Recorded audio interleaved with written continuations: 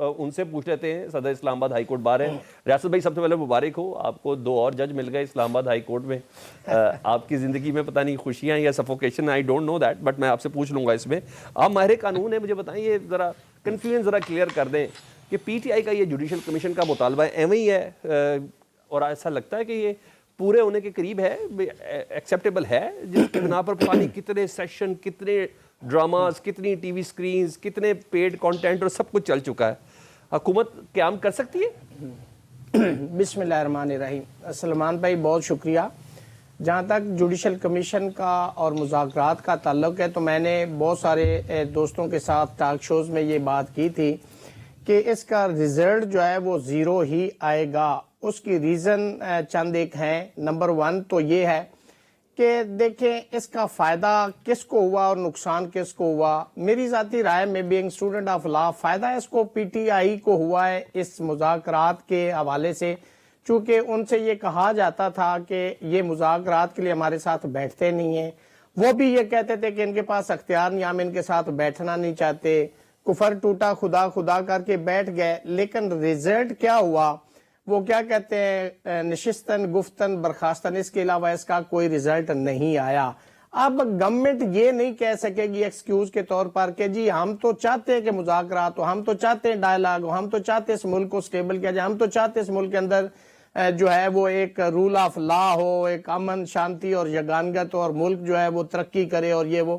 تو یہ جو ایک ایکسکیوز تھا وہ ختم ہو گیا. اب پی ٹی آئی جو ہے وہ پہلے بھی احتجاج پہ بلیو کرتی تھی, اب تو ان کے پاس ایک جسٹیفیکیشن آ جائے گی کہ جی ہم تو بیٹھے لیکن اس کا ریزلٹ نہیں نکلا. جہاں تک جوڈیشل کمیشن کا تعلق ہے تو سلمان بھائی اس پہ جو ہے نا کمیشن اینڈ انکوائری ایکٹ 2002 اس کے تحت فیڈرل گورنمنٹ از کمپیٹنٹ کہ وہ کسی بھی کنٹروورسی کو ریزالو کرنے کے لیے کمیشن بنا سکتی ہے. اس کی ریزن کیا ہے کہ دیکھیں پی ٹی آئی کہتی ہے ہمارا یہ موقف ہے, ہمارے پاس یہ ایویڈنس ہے, حکومت کہتی ہے یہ غلط کہہ رہے ہیں, یہ جھوٹ کہہ رہے ہیں, ان کے پاس کوئی ایویڈنس نہیں. تو اس کو آپ اسی طرح آپ گفتگو کے ذریعے تو اس کا نتیجہ نہیں نکال سکتے انٹل وہ جیسے ہمارا ایک سیول لا ہے نا, ایک بندہ کہتا ہے یہ میرا موبائل ہے, دوسرا کہتا ہے یہ میرا ہے. تو قانون شہادت ہمارا یہ کہتا ہے ہی ہو الج ہی ول پروو, اونس کس کے شولڈر پہ ہوگا, جو کہہ رہا ہوگا وہ بتائے گا کہ یہ ایویڈنس ہے جس کی بنیاد پہ میں مالک ہوں.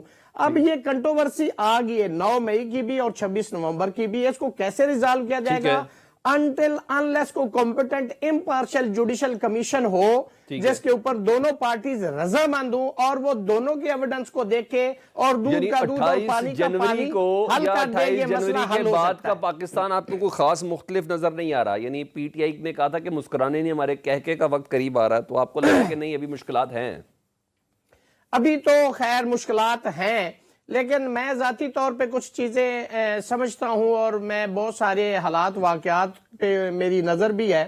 مجھے لگتا ہے کہ پی ٹی آئی کا بہتر وقت جو ہے وہ شروع ہونے والا ہے, چاہے وہ کورٹس کے ذریعے ہو, چاہے وہ حکومت کی طرف سے ہو, چاہے وہ کچھ اور معاملات ہوں.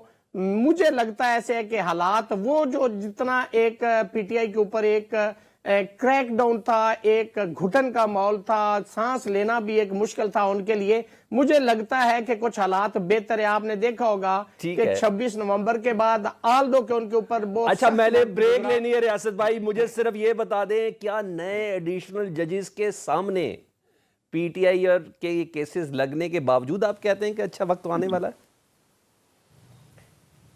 ہے؟ جی ریاست بھائی بتائیں.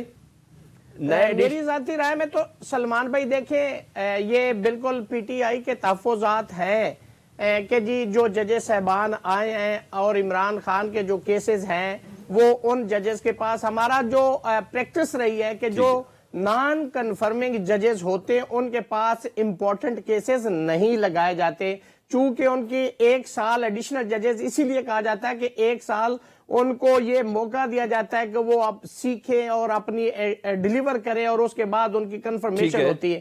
آپ آتے ہی وہ سر منڈاتے ہی اولے پڑے اگر ایسے بڑے بڑے کیسز آپ ڈال دیں گے تو میری ذاتی رائے میں آتے ہی ان کو کنٹروورشل کرنے والی بات ہوگی اور پی ٹی آئی والے شاید اچھا بات اتنی 2+2=4 سمجھ بھی نہیں آ رہی. ریاست صاحب بالکل صحیح ہے, اس سوال کو ہم دیکھیں گے نا عدلیہ کے اندر بھی ایک ڈویژن ہے ایک لیول پر, جہاں سیاست میں ڈیڈ لاک ہے وہاں عدلیہ کے اندر بھی ڈیڈ لاک ہے.